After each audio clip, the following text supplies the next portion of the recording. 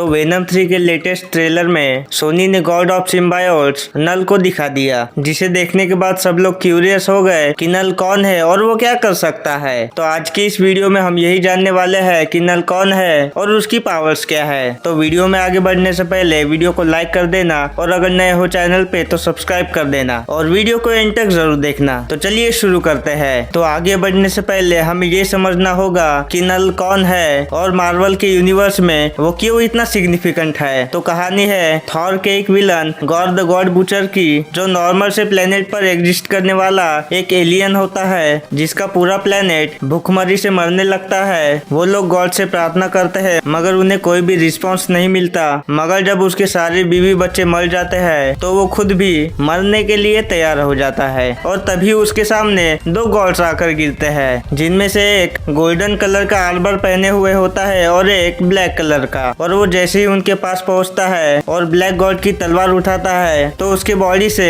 असीम शक्तियां बहने लगती है और ऐसे ही गॉड द गॉड बुचर बनता है, क्योंकि वो एक एक करके गॉड्स को मारना शुरू करता है। ये कहानी तो हमें थॉर लव एंड थंडर में ही पता चल गई थी, मगर नई बात यह है कि मार्वल कॉमिक्स ने इस पूरी कहानी को रेटकॉन किया और हमें बताया कि गॉर के हाथ में जो वेपन था ऑल ब्लैक नेक्रोस्वर्ड, वो कोई भी कॉस्मिक लेवल के वेपन से कम नहीं था। और जब वेपन इतना खतरनाक है तो सोचो इसे बनाने वाला कितना खतरनाक होगा। इसका नाम नल है और इसकी कहानी बिलियन ईयर्स पहले शुरू हुई थी। यूनिवर्स के क्रिएशन से पहले जो अंधेरा रहता है उसमें एक बीइंग एग्जिस्ट करता है। उस बीइंग का नाम है नल, जो इस अंधेरे में बहुत खुश रहता है। उसे कोई भी डिस्टरबेंस की जरूरत नहीं होती, मगर तभी आती है एक लाइट। तो ये लाइट वहाँ पहुँचते ही सेलेस्टियल्स को लेकर आती है और नल जो अंधेरे में थ्राइव कर रहा था उससे ये लाइट बर्दाश्त नहीं होती। सेलेस्टियल्स उसे रोकने की कोशिश करते हैं मगर उससे पहले नल उनमें से एक की गर्दन काट देता है। लेकिन क्योंकि सेलेस्टियल्स को हराने के लिए ये सारी चीजें काफी नहीं थी, तो उसकी गर्दन उड़ाने के बाद नल उसी सेलेस्टियल के हेड के अंदर एक फोल्ड को इस्टेब्लिश करता है और एक वेपन बनाता है जिसे वो नाम देता है ऑल ब्लैक नेक्रोस्वर्ड। और इसके बाद वो सेलेस्टियल और सभी से लड़ने की कोशिश करता है, लेकिन उसको वो लोग एग्जाइल कर देते हैं। और इतना ही नहीं, और इसके साथ साथ वो कई सारे सिम्बायोट्स को भी क्रिएट करता है। और जब वो सेलेस्टियल से लड़ने की ठानता है तो उसके खुद के क्रिएट किए गए सिम्बायोट्स जो अपने आप से हाइव माइंड से कनेक्टेड है और उसको फॉलो करने के लिए बने थे, वो उसी के खिलाफ बगावत कर देते हैं और उसे कैद कर लेते हैं एक केज में। ये केज हाइव माइंड से कनेक्टेड रहती है और इसके बीच में रहता है नल, और इस जगह को क्लिंटार कहा जाता है और इसके अगले बिलियन सालों तक वो वहीं पर कैद रहेगा। नव आपको गॉर के टाइम पर होने वाली वो नल और गोल्डन गॉड के बीच की लड़ाई याद तो होगी, तो उसे याद रखना, वो आगे काम आएगी। तो ये सारी कहानी होने के बाद नल फाइनली क्लिंटार नाम की प्रिजन से आजाद हो जाता है और वो अर्थ की तरफ आता है, क्योंकि उसे चाहिए एडी ब्रॉक का बच्चा, क्योंकि उसके अंदर नल का एसेंस है और वो खुद भी सिम्बायोट्स को कंट्रोल कर सकता है और इसी वजह से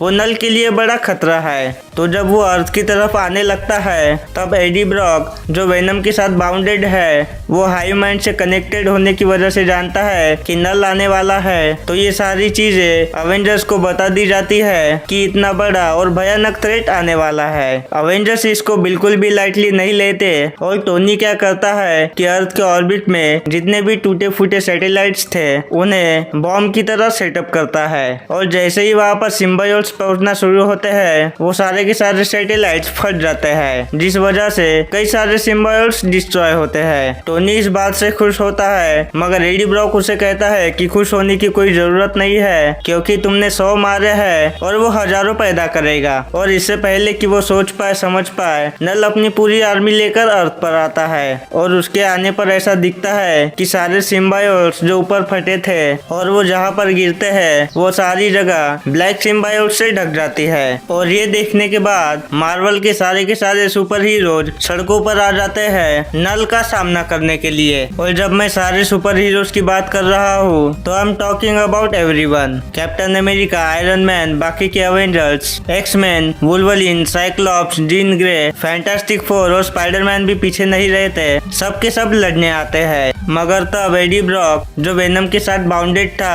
तो वो जाता है एक थ्रोन के पास जिसे कार्नेज ने यूज किया था हाई माइंड से कनेक्ट होने के लिए। तो वो उसके थ्रू बाकी सारे सिम्बायोट्स को इन्फ्लुएंस करने की कोशिश करता है, मगर जैसे ही वो उससे कनेक्ट होता है ही रियलाइजेस कि जितनी प्रॉब्लम उनको दिख रही है उससे ज्यादा बड़ी है। तभी बड़े बड़े सेलेस्टियल्स जिन्हें नल ने अपने कंट्रोल में लिया था, मतलब सिम्बियोट इन्फ्यूज्ड सेलेस्टियल, अर्थ पर आ गिरते हैं। तो जरा सोच के देखो कि जो बंदा सेलेस्टियल्स को सिर्फ मार ही ना सके बल्कि उन्हें कंट्रोल भी कर सके और उन्हें अपने आर्मी में शामिल कर ले, वो कितना ज्यादा डेंजरस होगा। लेकिन यहाँ पर भी कहानी खत्म नहीं होती, क्योंकि कैप्टन अमेरिका और बाकी सब मिलके सेलेस्टियल्स का सामना तो नहीं कर पाते, मगर कैप्टन अमेरिका के पास एक प्लान है जिसका नाम है सेंट्री। तो कैप्टन बुलाता है सेंट्री को, वो आता है और एक सेलेस्टियल को बीच से फाड़ देता है और नल को उठा के स्पेस में ले जाने लगता है। मगर नल कहता है कि बेटा ऐसा करने की कोई जरूरत नहीं है और मुझे पता है कि तुम क्या कर सकते हो। और इसके बाद नल सेंट्री को बीच में से फाड़ देता है और उससे कहता है कि तुम्हारे अंदर की जो दूसरी डार्क पर्सनैलिटी है वो मैं ही हूँ। और ये करने के बाद कहता है कि तुम लोगों का बहुत हो गया, और वो पूरे अर्थ को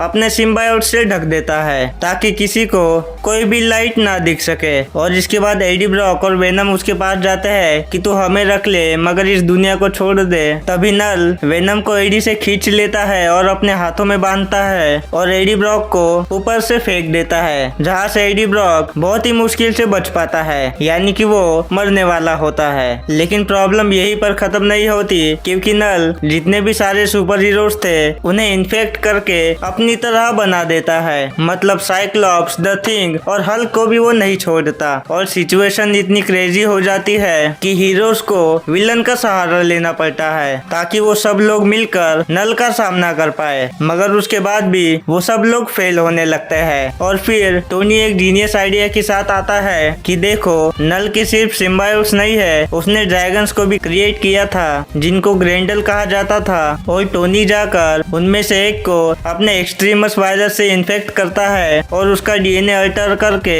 अपने कंट्रोल में लेता है, और वो उस ग्रेंडल की मदद से एक सेलेस्टियल को भी इन्फेक्ट करता है, जिस वजह से वो सेलेस्टियल भी टोनी के कंट्रोल में आ जाता है। मगर इतना सब कुछ भी नल को रोकने के लिए काफी नहीं था। इनफैक्ट वो अपनी जगह से नीचे तक नहीं आता इनसे लड़ने के लिए, बिकॉज वो सारी चीजें उसके बीनीथ है। और तब एंट्री होती है the God of thunder, Thor की, जो कि एब्सोल्युटली अपने पीक पर था और सिर्फ एक थॉर ही होता है जो नल को टक्कर दे पाता है। जब नल उसको मारने लगता है तो थॉर उसको धक्का देता है और अपने मियोनीर का इस्तेमाल करके उसका जबड़ा उखाड़ देता है, मगर सिर्फ 2 सेकंड लगते हैं नल को उसे हील करने के लिए। और जब थॉर का ध्यान बटा हुआ था तब नल अपनी स्वॉर्ड उठाता है और थॉर को स्टैब करता है। और जब सारी होप खत्म हो जाती है तब एंट्री होती है सिल्वर सर्फर की, और सिल्वर सर्फर और नल पहले ही फाइट कर चुके होते हैं और सिल्वर सर्फर को पता था कि वो नल को इतने आसानी से हरा नहीं सकता। मगर यहाँ पर एक कैच है, मैंने आपको गॉड की कहानी में बताया था कि एक गोल्डन कलर का गॉड था, तो वो गॉड और कोई नहीं वेनम का जस्ट अपोजिट है। और जैसे वेनम एक डार्क कीचड़ जैसी चीज है और जिस तरह वो किसी से चिपक कर उसे कई सारी पावर्स देती है, और उसी तरह ये गोल्ड गॉड एक लाइट का सिम्बायोट है जो किसी के भी अंदर जाएगा और उसे और भी ज्यादा पावरफुल कर देगा। और इसी चीज को अंदर लेकर सिल्वर सर्फर अर्थ पर आता है, क्योंकि लाइट उस नल के बैरियर को क्रॉस नहीं कर पा रही थी। और जैसे ही वो अर्थ पर पहुंचता है तो वो लाइट सिल्वर सर्फर से निकलकर वो जाती है एडी ब्रॉक के अंदर, जो कि मरने वाला था। और क्योंकि इसी से लड़ते लड़ते नल की हालत खराब हुई थी तो वो एडी ब्रॉक को देखकर ये रिकॉग्नाइज करता है कि उसका अंत करीब है। और नल को हराने के लिए एडी ब्रॉक को इतनी शक्ति का इस्तेमाल करना पड़ता है कि वो थॉर के मियोनीर को उससे छीनता है और फिर सिल्वर सर्फर का बोर्ड लेकर उसकी एक तलवार बनाता है और उन दोनों को मिक्स करके एक ऐसी कॉस्मिक एक्स बनाता है जिससे वो नल को मार देता है। वो उसकी नेक्रो स्वॉर्ड को अपनी एक्स में लेकर उसकी पावर्स को खत्म कर देता है और नल को ले जाकर सूरज में फेंकता है, क्योंकि सन की लाइट नल के पावर्स के बिल्कुल अपोजिट है। तो ये पूरी कहानी बताने के पीछे मेरा एक ही मकसद था कि आप लोग समझ सको कि नल कितना खतरनाक बीइंग है। तो सारे Avengers, X Men, Fantastic Four, Jean Grey with Phoenix force,